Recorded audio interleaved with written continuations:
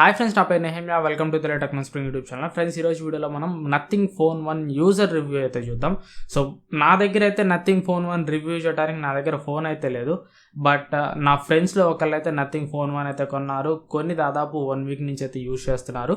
So వాళ్ళ దగ్గర నుంచి మనం అతని యూజర్ రివ్యూని అయితే ఈరోజు తీసుకుందాం. ఒకవేళ మీరు కానీ నథింగ్ ఫోన్ 1 కొనాలనుకుంటే ఈ వీడియో మీకు నథింగ్ ఫోన్ 1 కొనాలా లేదా అని డిసైడ్ కావడానికి ఖచ్చితంగా చాలా వరకు అయితే హెల్ప్ అవుతుంది. సో ఒకవేళ మీ మైండ్లో కానీ నథింగ్ ఫోన్ 1 కొనాలి అనే థాట్ ఉంటే మాత్రం ఖచ్చితంగా వీడియోని ఎక్కడ స్కిప్ చేయకుండా లాస్ట్ వరకు అయితే చూడండి. సో హాయ్ బ్రో, మా వ్యూవర్స్కి కొద్దిగా నిన్ను ఇంట్రడ్యూస్ చేసుకో బ్రో. హాయ్ ఫ్రెండ్స్, నా పేరు Bhanu Prakash from tech Telugu knowledge. So friends, మన బ్రోకి ఒక యూట్యూబ్ ఛానల్ కూడా ఉంది, టెక్ తెలుగు నాలెడ్జ్. తెలుగులో ఫస్ట్ నథింగ్ ఫోన్ అన్బాక్సింగ్ చేసిన మన బ్రోనే. సో బ్రో, ఫస్ట్ క్వశ్చన్ వచ్చేసరికి ఈ ఫోన్ నువ్వు తీసుకునేటప్పుడు మొత్తం ఓవరాల్ ఫోన్ కాస్ట్ ఎంత పడింది? అంటే phone cost and pre order pass అవుతుంది కదా, దాని కాస్ట్ అండ్ ఛార్జర్ కాస్ట్ మొత్తం కలిపి రౌండ్ ఫిగర్ ఎంత పడింది నీకు? నాకు రౌండ్ ఫిగర్ వచ్చేసరికి అరౌండ్ 34,000 రూపీస్ అయింది బ్రో. మొబైల్ వచ్చేసరికి 8GB 256GB వేరియంట్ వచ్చేసరికి నాకు అది అరౌండ్ 35,000 రూపీస్ ఉంది. ప్లస్ కార్డ్ ఆఫర్ యూస్ చేస్తే around 33 plus pre order pass వచ్చేసరికి 2,000 ఆఫ్ అయి టోటల్ 31,000 వచ్చింది బ్రో. అండ్ ఛార్జర్ వచ్చేసరికి ఒక 1,500. సో టోటల్ వచ్చేసరికి 34,500 రూపీస్ పడింది.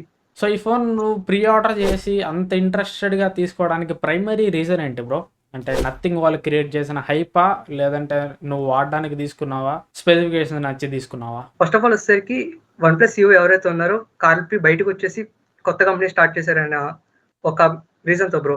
అతను ఉన్నంత వరకు OnePlus మొబైల్ వచ్చేసరికి బాగుండేది. అంటే ఆక్సిజన్ ఓఎస్ కానీ అవంతా చాలా స్మూత్గా ఉండేది, పర్ఫార్మెన్స్ కానీ అవన్నీ. అతను ఎప్పుడైతే బయటకు వచ్చారో OnePlus వచ్చేసరికి ఆ కలర్ ఓఎస్ తో మెర్జ్ అవ్వడం, ఇది వచ్చేసరికి టోటల్ OnePlus ఓఎస్ అయితే గందరగోళం అయిపోయింది, మొత్తం గందరగోళం అయిపోయింది. కాల్పి OnePlusని బాగా ఆర్గనైజ్ చేశాడు, అట్లానే నథింగ్ని కూడా బాగా ఆర్గనైజ్ చేస్తాడు అనే రెప్యుటేషన్ తోటి తీసుకున్నాం. అవును బ్రో. అండ్ ఇక ఫోన్ బిల్డ్ క్వాలిటీ ఎలా ఉంది బ్రో? బ్యాక్ నుంచి చూడడానికి అయితే లైట్లు హడావడిగా బాగుంది, బట్ బిల్డ్ క్వాలిటీ ఎలా ఉంది? బిల్డ్ క్వాలిటీ అయితే ఎక్సలెంట్ ఉంది బ్రో. అల్యూమినియం ఫ్రేమ్ తో వచ్చింది అండ్ బ్యాక్ వచ్చేసరికి మనకి glass body Corning Gorilla 5 protection తో వస్తుంది. ఫ్రంట్ కూడా కార్నింగ్ గొరిల్లా 5 ప్రొడక్షన్ తో వస్తుంది. బిల్డ్ క్వాలిటీ వచ్చేసరికి సాలిడ్ గా ఉంది బ్రో. చేతిలో ప్రీమియం లుక్ కానీ హ్యాండ్ ఫీల్ కానీ. అండ్ వెయిట్ మరి ఓవర్ వెయిట్ గా ఏమన్నా? వెయిట్ అయితే ఏం లేదు బ్రో, అరౌండ్ 195 గ్రామ్స్ అయితే ఉంటుంది. వెయిట్ అయితే పెద్దగా ఏం లేదు bro. Overall user experience, in hand feel అయితే బాగానే ఉందా? చాలా బాగుంది బ్రో. ప్రీమియం లుక్ ఉంది బ్రో. అంటే ఇప్పుడు మనకి ఐఫోన్స్ పట్టుకుంటే ఎలా ఉంటుందో ఫీల్ సేమ్ అదే ఫీల్ అయితే ఉంది మొబైల్. అండ్ నెక్స్ట్ డిస్ప్లే ఎలా ఉంది? డిస్ప్లేకి ఇది 0 చిన్ చెప్పాలంటే ఐఫోన్ లాగా చిన్ ఏం లేకుండా బార్డర్ డిజైన్ తోడు వస్తుంది కదా, ఎలా ఉంది? డిస్ప్లే వచ్చేసరికి బాగుంది బ్రో. ఎల్ఈడి డిస్ప్లే మనకి చిన్న వచ్చేసరికి మరీ అంత తక్కువ అని చెప్పను, మరీ ఎక్కువ ఉందని చెప్పను. బట్ కంపేర్ టు కాంపిటీషన్ తక్కువ చిన్న ఉంటుంది. కంపేర్ టు కాంపిటీషన్ మనకి తక్కువ చిన్న ఉంటుంది బ్రో. మొబైల్ వచ్చేసరికి మరీ ఎక్కువ ఉందని చెప్పను, మరీ తక్కువ ఉందని చెప్పను. అండ్ కెమెరాస్ గురించి నథింగ్ వాళ్ళు చాలా హైప్ చేశారు. సో కెమెరా పర్ఫార్మెన్స్ ఎలా ఉంది? బ్యాక్ కెమెరా డైరెక్ట్ పర్ఫార్మెన్స్ అయితే చాలా బాగుంది బ్రో. కానీ నైట్ పర్ఫార్మెన్స్ వచ్చేసరికి అసలు ఏం లేదు బ్రో. మొత్తం ఇమేజెస్ లో కూడా నాయిస్ అయితే వస్తుంది బాగా. ఫ్రంట్ కెమెరా వచ్చేసరికి 16 మెగాపిక్సెల్ కెమెరా. డైలైట్ పర్ఫార్మెన్స్ ఇది వచ్చేసరికి పర్లేదు బ్రో, బాగానే ఉంది. నైట్ అయితే అసలు 2 కెమెరాస్ నైట్ పర్ఫార్మెన్స్ అయితే అసలు లేదు బ్రో. ఏమి మొత్తం back side main camera, front camera మొత్తం లో లైట్ లో వేస్ట్ అంటావు? లో లైట్ లో వేస్ట్ బ్రో అసలు. And ultra wide angle camera bro? Ultra wide angle camera కూడా డైలైట్ పర్ఫార్మెన్స్ టైంలో స్టెబిలైజేషన్ కి బాగానే ఉంది bro. Ultra wide angle camera అది నైట్ టైం అయితే అసలు లో లైట్ లో అయితే అసలు కెమెరాస్ అన్ని వేస్ట్ బ్రో. అసలు యావరేజ్ ఉంటుంది. 3 కెమెరాస్ వేస్ట్ అని అంట. సో అది గైస్, డే లైట్ కండిషన్లో 3 కెమెరాస్ పర్ఫార్మెన్స్ అయితే బాగానే ఉంది, కానీ లో లైట్లో 3 కెమెరాస్ కూడా బిలో యావరేజ్. ఇంకా చెప్పాలంటే మన బ్రో అయితే వేస్ట్ అన్నాడు. అండ్ వీడియో రికార్డింగ్ ఎలా ఉంది? ప్రైమరీ కెమెరాతో నువ్వు ఎలాగో యూట్యూబ్ వీడియోస్ చేస్తూ ఉంటావు కాబట్టి ఏమన్నా వీడియోస్ రికార్డ్ చేసి చెక్ చేసావా? వీడియో క్వాలిటీ ఎలా ఉంది? క్రియేటర్స్ తీసుకోవచ్చా నీలాంటి వాళ్ళు? 30,000 రూపీస్ పెట్టి క్రియేటర్స్ అంటే మాక్సిమం కెమెరా కోసం అయితే డైరెక్ట్ కెమెరానే తీసుకుంటారు.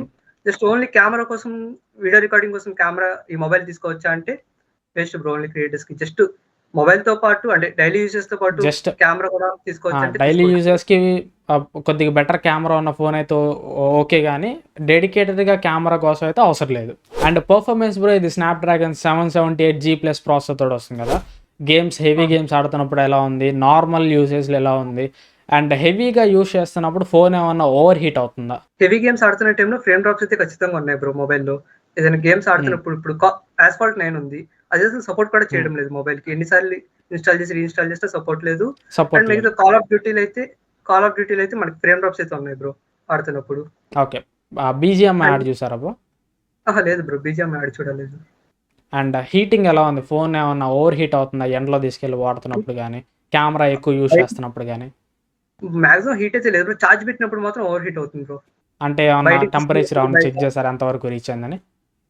లేదు బ్రో, టెంపరేచర్ చెక్ చేయలేదు. Okay. And overall performance wise అయితే మాత్రం యావరేజ్ అంటారు. గేమ్స్ ఆడేటట్టయితే average bro.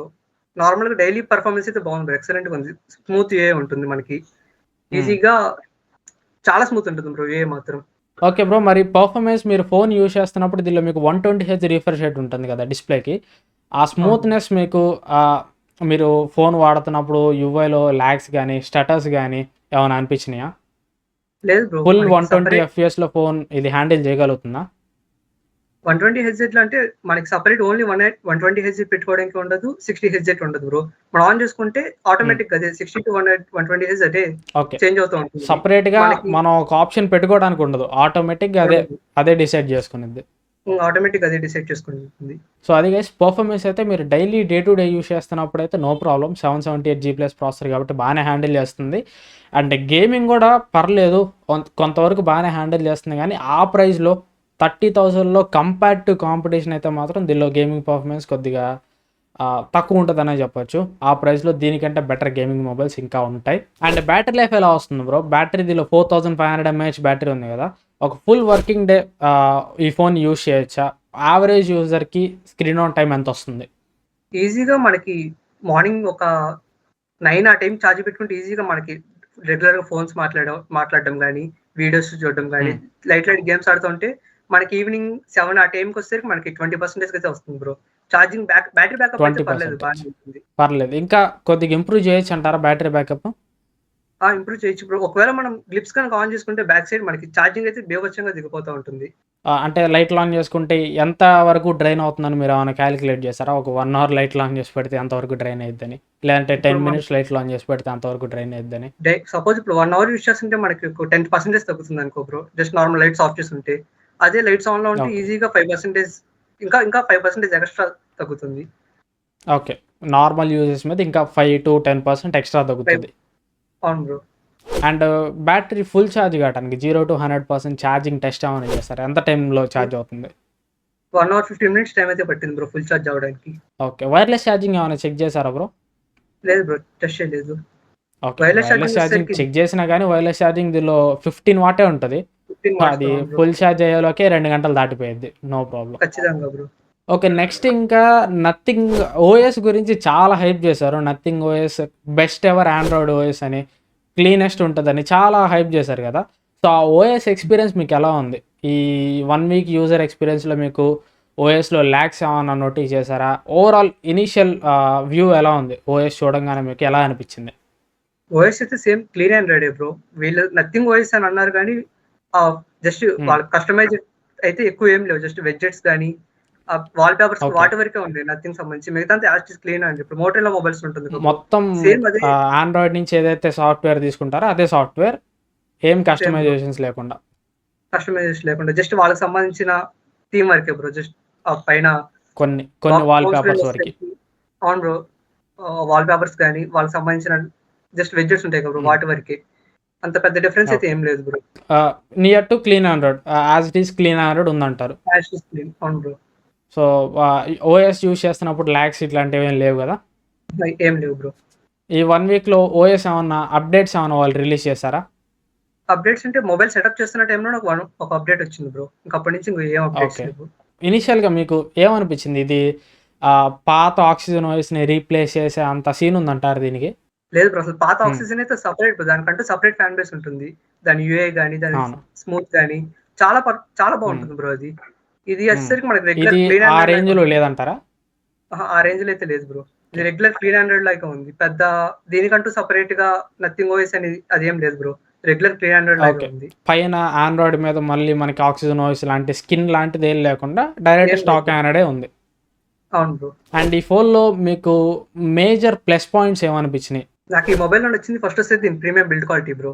In hand feel అయినా సరే సాలిడ్ గా అయితే ఉంది బ్రో బిల్డ్ క్వాలిటీ. నాకైతే బాగా నచ్చింది దీంట్లో. అది బిల్డ్ క్వాలిటీ తర్వాత నెక్స్ట్ దీన్ని డిస్ప్లే, ఓఎల్ఈడి డిస్ప్లే బ్రో. మనకి ఇది ఫస్ట్ లో నాకు సామ్సంగ్ డిస్ప్లేతో కంపేర్ చేసుకుంటే సామ్సంగ్ సూపర్ AMOLED డిస్ప్లే నాకైతే అంత నచ్చలేదు బ్రో. తర్వాత యూసేజ్ అయ్యే కొద్ది వాడుతున్న కొద్ది డిస్ప్లే వచ్చేసరికి దాని మీద నాకు ఇదైతే బాగా నచ్చింది. అండ్ ఇక మైనస్ పాయింట్స్ బ్రో, మీకు ఏమేమి మైనస్ పాయింట్స్ అనిపించింది? ఇంకా దీనిలో మీకు ఇంప్రూవ్మెంట్స్ మీరు దీనిలో ఏం కోరుకుంటున్నారు? అంటే ఇది బెటర్గా ఉంటే బాగుండు అని ఏమనుకుంటారు? ఫస్ట్ మైనస్ పాయింట్ వచ్చేసరికి దీని కెమెరాస్ బ్రో. నైట్ పర్ఫార్మెన్స్, లో లైట్ పర్ఫార్మెన్సెస్ అసలు ఏం లేదు. ఫ్యూచర్ అయితే అసలు లేదు బ్రో. ఫ్యూచర్ లో ఏమైనా అప్డేట్ తీసుకొచ్చి లో లైట్ పర్ఫార్మెన్స్ కెమెరా ఇంప్రూవ్ చేస్తే బెస్ట్ అనుకుంటున్నా. Better. Next and day light లో అయితే ఓకేనా? అక్కడ కాంపిటీషన్ లో ఉన్న ఫోన్స్ తోటి కంపీట్ అవుతుందా? కాంపిటీషన్ లో ఉన్న ఫోన్స్ అంటే నేను OnePlus 8T ఆల్రెడీ కంపేర్ చేసి చూసా బ్రో. నాకు ఆ OnePlus 8T కెమెరాసే నచ్చాయి, డే లైట్ కూడా. అండ్ ఈ ఫోన్లో అదర్ దాన్ ఆ ట్రాన్స్పరెంట్ బ్యాక్ అండ్ ఆ లైట్లు తప్పించి ఇంకా ఏమన్నా స్పెషల్ ఫీచర్, యూనిక్ ఫీచర్ అని ఏమన్నా అనిపించిందా? ఏమన్నా ఉన్నాయా? యూనిక్ ఫీచర్స్ అంటే ఏం లేవు బ్రో. రెగ్యులర్ అన్ని స్మార్ట్ ఫోన్స్ లాగా ఉంది.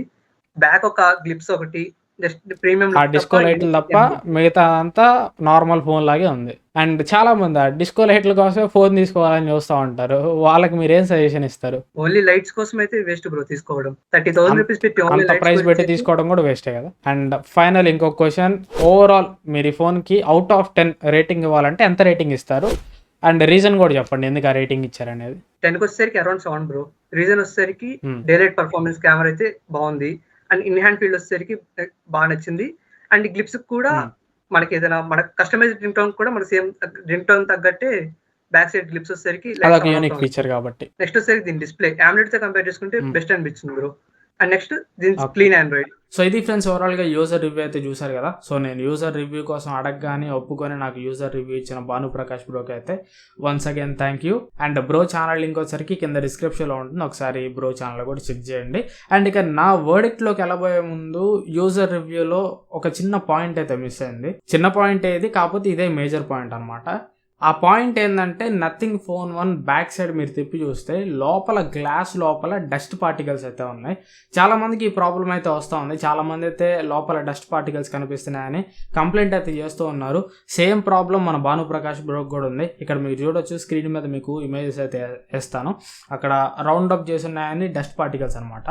గుర్తుపెట్టుకుంటే అవి గ్లాస్ పైన కనిపిస్తున్నవి కాదు. గ్లాస్ పైన మనం తుడి చేసుకుంటే పోతాయి, బట్ అవి గ్లాస్ పైన ఉన్నవి కాదు, లోపల ఇంటర్నల్గా ఇరుక్కుపోయిన డస్ట్ పార్టికల్స్ అనమాట.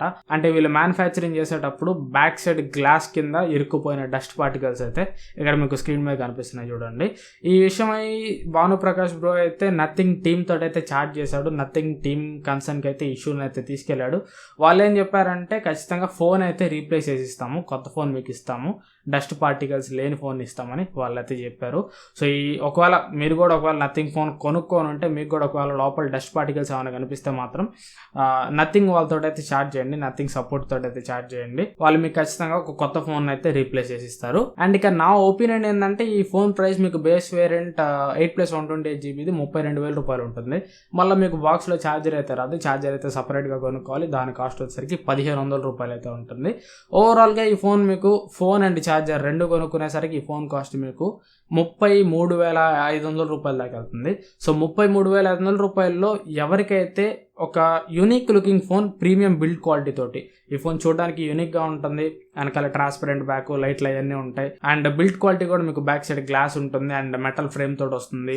అండ్ ఇందులో మీకు UI క్లీన్ ఉంటుంది, ఎట్లాంటి బ్లోట్వేర్ ఉండదు, ఎట్లాంటి యాడ్స్ అయితే ఉండవు. అండ్ ఒక రకంగా చెప్పుకోవాలంటే కెమెరాస్ కూడా డీసెంట్ కెమెరాస్ అని చెప్పొచ్చు డే లైట్లో. సో ఎవరికైతే ఈ రిక్వైర్మెంట్స్ ఉంటాయో, మంచి build quality, premium looking phone and clean Android సాఫ్ట్వేర్తో రావాలి అండ్ ప్రిటీ గుడ్ కెమెరాస్ ఉండాలి, overall day to day use చేయడానికి ఒక యూనిక్ లుకింగ్ ఫోన్, ఒక కొత్త రకంగా ఉండే ఫోన్ ఎవరికైతే కావాలనుకుంటారో వాళ్ళు ఈ ఫోన్ అయితే తీసుకోవచ్చు 33,000 రూపాయలకి. కాకపోతే ఈ ఫోన్ తీసుకునేటప్పుడు ఒకటైతే మైండ్లో పెట్టుకోండి, ఆ ప్రైస్కి ఇది వాల్యూ ఫర్ మనీ డివైస్ అయితే కాదు. ఎస్పెషల్లీ ఒకవేళ మీరు గేమర్స్ అయితే మాత్రం అసలు తీసుకోవద్దు. పర్ఫార్మెన్స్ వైజ్ అయితే మాత్రం ఆ ప్రైస్లో దీనికంటే కూడా చాలా చాలా బెటర్ ఫోన్స్ అయితే ఉంటాయి. పర్ఫార్మెన్స్ వైజ్ అనే కాదు, మిగతా అన్ని డిపార్ట్మెంట్స్లో కూడా ఎక్సెప్ట్ లుక్స్ దీనికంటే బెటర్ ఫోన్స్ అయితే చాలా ఉన్నాయి. పర్ఫెక్ట్ ఎగ్జాంపుల్ చెప్పాలంటే iQOO Neo 6, Poco F4 and ఇక 35,000 దాకా వెళ్తే iQOO 9SC, ఇవన్నీ కూడా దీనికంటే బెటర్ చాయిసెస్ అనమాట. సో ఎవరికైతే వాల్యూ ఫర్ మనీ ఫోన్ కావాలనుకుంటారో వాళ్ళైతే నథింగ్ ఫోన్ 1 తీసుకోవలేదు. ఎవరికైతే ఒక unique looking phone, stock and experience తోటి రావాలి, daily day to day use చేయడానికి చేతిలో పట్టుకున్నప్పుడు కొద్దిగా యూనిక్ ఫీల్ ఉండాలనుకుంటారో వాళ్ళైతే నథింగ్ ఫోన్ 1 అయితే తీసుకోవచ్చు. ఇది ఓవరాల్గా నా వీడియో అయితే నథింగ్ ఫోన్ 1 మీద. ఈ యూజర్ రివ్యూ మీకు ఎంతో కొంత యూస్ఫుల్ అయింది అనుకుంటున్నాను. ఈ వీడియో మీకు నచ్చితే మాత్రం ఖచ్చితంగా లైక్ చేయండి. అండ్ ఇంకా ఇట్లాంటి మంచి కంటెంట్ కోసం ఛానల్ ఖచ్చితంగా సబ్స్క్రైబ్ చేసుకొని పక్కనే ఉన్న బెల్ ఐకాన్ కూడా ఆల్ నోటిఫికేషన్కి అయితే యాక్టివేట్ చేసుకోండి. Thanks for watching. మళ్ళీ నెక్స్ట్ వీడియోలో కలుస్తాను. Bye bye.